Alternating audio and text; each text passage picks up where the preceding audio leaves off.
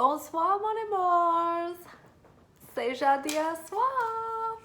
It's Thursty Thursday. We're here for our romance oracle reading with the Romance Angels Oracle by Doreen Virtue. I hope everybody's doing well. I've had a day off. It's been rainy, so I have been doing a long overdue domestic day. I've been spring cleaning. I'll probably continue that venture into tomorrow. Just catching up on like chores and errands. I'm going to cook in a little bit. Pretty excited about it. Take a bath. It'll be nice. But yeah, before I can settle in for the evening, I had to touch base with you about our romance life for the week. So every week on Thursdays, if you are just joining us for the first time, we pull oracle cards about our love lives. And this is a love reading specifically about our love lives. It's not really about the other relationships. And yeah, so this gives us like a look at the week, but it's also part of a larger unfolding story and plot. So yeah, I think that our Monday, Wednesday, Friday pulls are much more long-term. Like they're really relevant in the week too, but I think they have further reaching effects than say, like I feel like our manifestation readings and our romance readings are a little bit more contained to the week, but I do think they have long-term scope. So the first card that turned over is True Love. Ooh la la.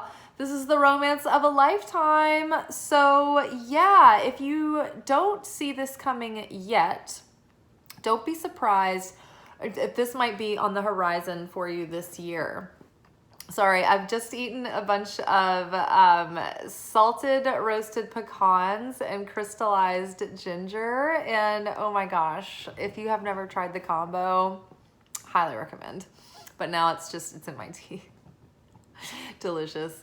Okay, so yeah, a lot of huge shifts are happening this year for so many of us.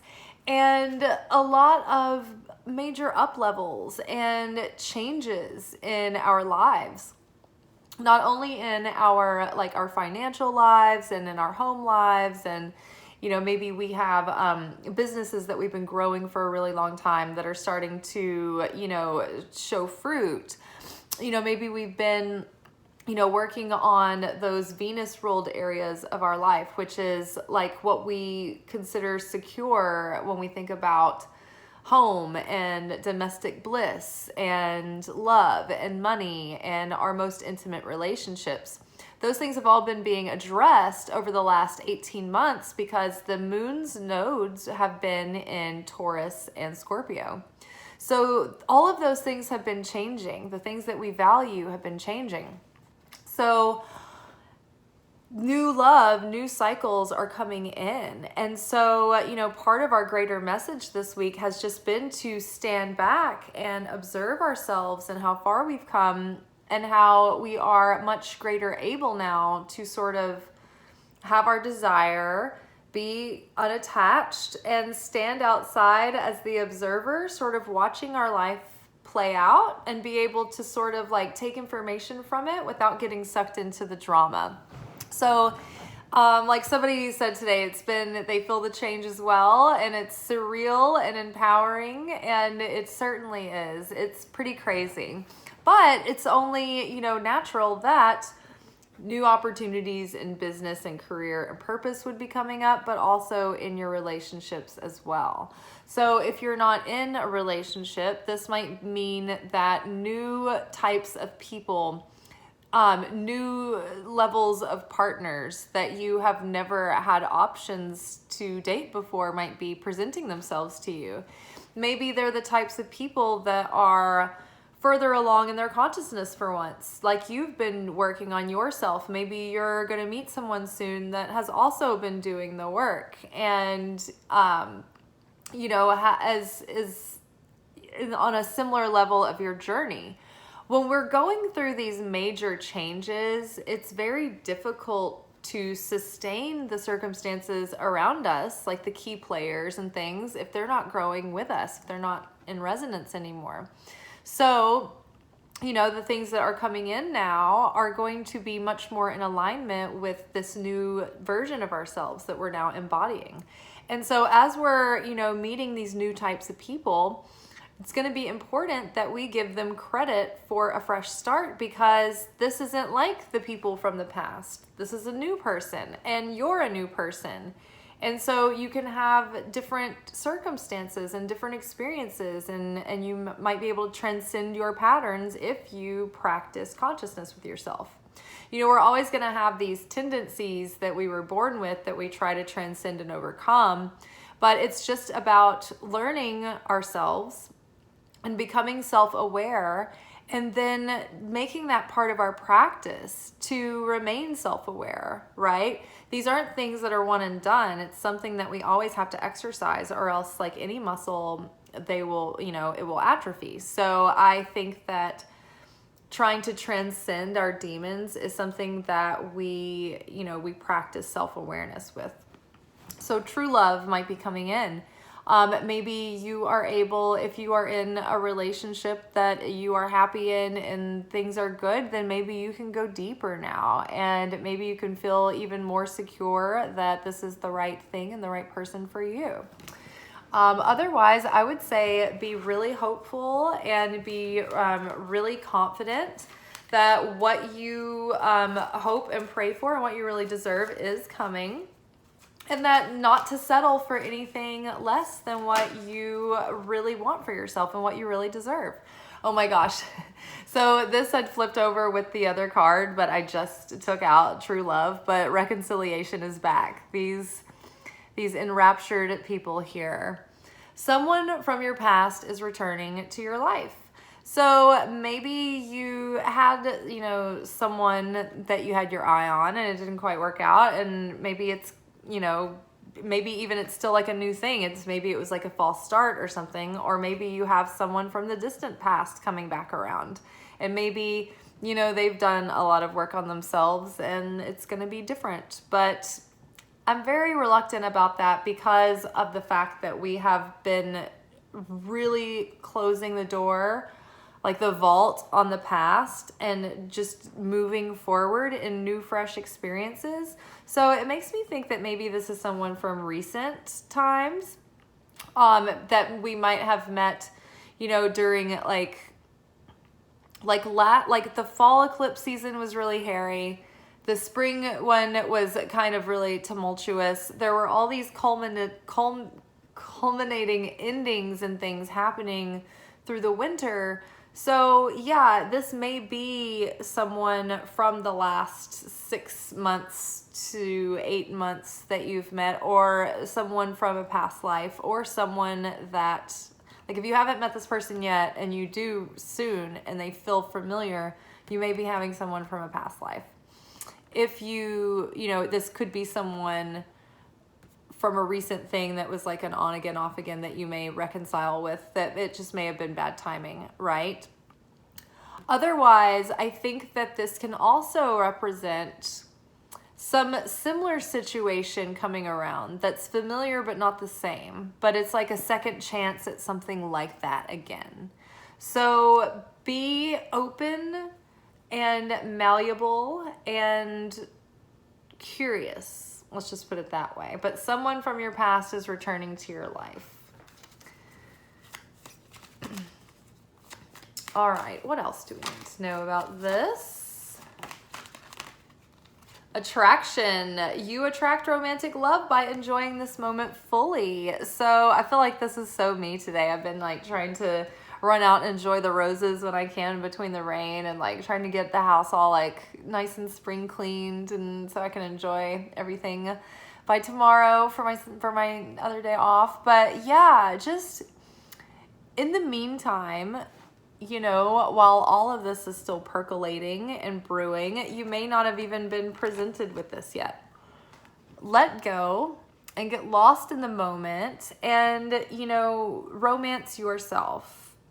Get into a state of sensual enjoyment with life Enjoy the smells, the tastes, the touches. Enjoy the things that are making you feel turned on and, fed with the flavors and varieties, that make you feel erotic, but not like necessarily sexually erotic, if that makes sense.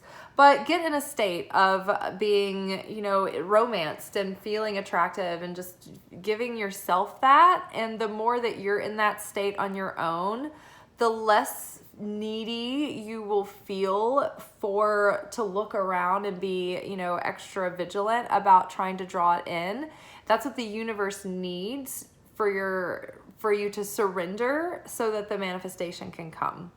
And that last step is the letting go. It's the being chill. So the best way to do that is just get lost in your life, doing the things that make you feel full and satisfied and lit up, It's that self-care. I can't wait to go take a bath and start reading this new book that I ordered. I am excited about cooking a good meal and, getting my space clean and working out, taking good care of myself and getting out in nature and just enjoying, myself when I go to the grocery store. Be in the moment like that. And the more fulfilled you feel in yourself, the more whole you are, the more likely you are to attract someone who's also fulfilled and whole. And so when you come together, you're not grasping or needy. You're just you're in this state of enjoyment, and there's no rush and there's no pressure, and you're not gripped with expectation and all of that. You're just in the moment, and you're this is adding enjoyment to my life, and I'm not neurotic about it, and I don't need it to happen, and it's just fine. And you can just enjoy the moment and the unfolding of it all and let it happen slowly instead of quickly, where something will burn out hot and fast, and then that's that. Enjoy the slow unfolding and the phases, right? It's so funny. Gardening teaches you so much about life and about spirituality and about just the soul. But when you're waiting for if a rose bush blooms, the knockouts or just whatever, usually they have a whole bunch of buds at once. And then they all bloom at once, and then they're gorgeous, and then they all kind of fall apart at once, and you have to wait for the process again. And so it's really it's a mixed feeling when you want the buds to bloom, and you're you've got the anticipation, and you're just oh, I just want them to bloom. But then it's once they've bloomed, that's fleeting too, and this the cycle is going to start all over again. So just enjoy each phase as it is. And enjoy the feeling of anticipating what's to come. And when you get into that state of enjoying the feeling of anticipation of what's to come, then you can really be in that state of appreciation, and it just makes everything come through so much faster and so much smoother and so much more harmoniously. Codependency. Addictions are affecting your romantic life. So this might be a time where you are working on sifting through your codependency or inner child things and things like that. Those are all related. It's usually the things that happen to us in our earlier childhood that set the stage for things to compound on it later that adds to our codependency. Most people fall on the spectrum of codependent. We have to really be self-aware and practice that, and then practice personal development and learn how to have proper healthy relationships before we just have them. Relationships aren't easy, and navigating around other people and their trauma and their pain and their, codependency, isn't easy either. So, it's always good to just own whatever you're bringing to the table and try to do the work on that for yourself. And so this week it might be a great idea, which is so funny because the book that I got is about healing the inner child, and it's like about, you know, addressing like codependency issues and all that too. So that's amazing. But yeah, you know, do some work, do some delving into codependent tendencies, emotional enmeshment, you know, where you feel like you're really responsible for other people's emotional well-being and their, you know, physical well-being, to the degree that you're like taking over their own responsibility for themselves. So, and then that could be affecting you. You're like, always be searching yourself for your own issues and your own codependency, but it could be that the person that you're about to meet is also dealing with that too. And so the more that you learn how to navigate your own, the better you'll be able to help to be in a relationship and navigate through someone else's. Because like we're not like finished products. Like everyone we meet is gonna have issues. And the more we are realistic and face our own, and we're comfortable with that and accept that, then the more likely we are to attract or not really entertain options of people who aren't also aware and doing the work, you know, and trying to do the healing and the transcending. So yeah, codependency could be affecting you right now. It's, you know, you are resonating and drawing in what is equal to you, right? And so you might be dealing with someone else's issues as well. Or, you know, one or both of you could be having turbulence that's keeping you slowing down or creating challenges. So yeah, examine codependency. You know, the ideal is to learn to be independent on one's own. And then when you enter into a relationship, you can be interdependent, meaning that two interdependent people are independent people, but who are not so independent that they can't intertwine. Like, this interdependent can come together. They can share their lives, but they can also have boundaries and individual identities, right? And preferences and, you know, boundaries and things like that. It's not completely fluid. All right, you guys. Well, true love. So, you know, and this is a good time to bring up the fact that sometimes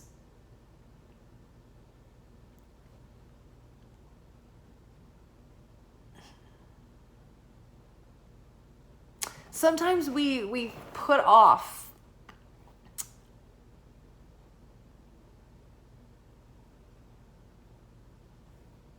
like wanting to open up to others because, like, for instance, I know I've been, you know, not really that urgent about dating since my last relationship, just because I have been working on codependency and learning how to be independent and interdependent. But I also have to be careful not to be permanently wary or like on guard about letting someone in, and also being able to like support and depend on someone, you know what I mean? And like allow them in that way. So there's a healthy level of that. And I think that we all have to realize that we're never going to be perfect. We're never going to be perfectly not codependent ever again. It's just that the more aware of it you are, and the more you are equipped with tools to be aware and communicate about that, and to take responsibility for your stuff and be able to workshop that for yourself in your life, the more that you're set up for success to enter into a relationship with another person who's definitely not going to be perfect either, and who's going to have their own stuff, right?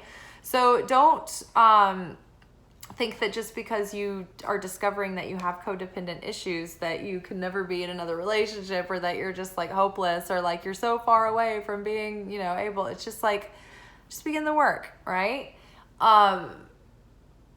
We can only grow so far when we're single. I mean, you can learn certain lessons about being independent and being strong and being able to take care of yourself and being able to find fulfillment on your own without looking outside of yourself for validation and for to feel worthy or valuable, right? And to feel fulfilled. It's like we learn how to do that for ourselves when we're single. But then it's like, okay, well, you get to a certain level of mastery or comfort there, and then you kind of need another partner again to push against your edge so that you have to learn how to share again, right? To sacrifice the self, to overcome your pride again, to learn how to, learn someone else's needs, and also to express your own and to set your boundaries and to hold your boundaries. It's one thing to be learning your boundaries when you're by yourself. It's a completely different story to have to put them into practice when there's something very tempting in front of you or something very triggering in front of you.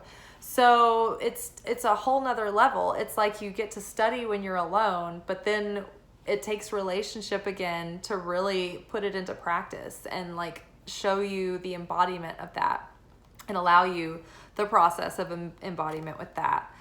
So, we're never going to be a finished product. Love could be around the corner. True love that is worth taking a risk on and giving it a serious consideration.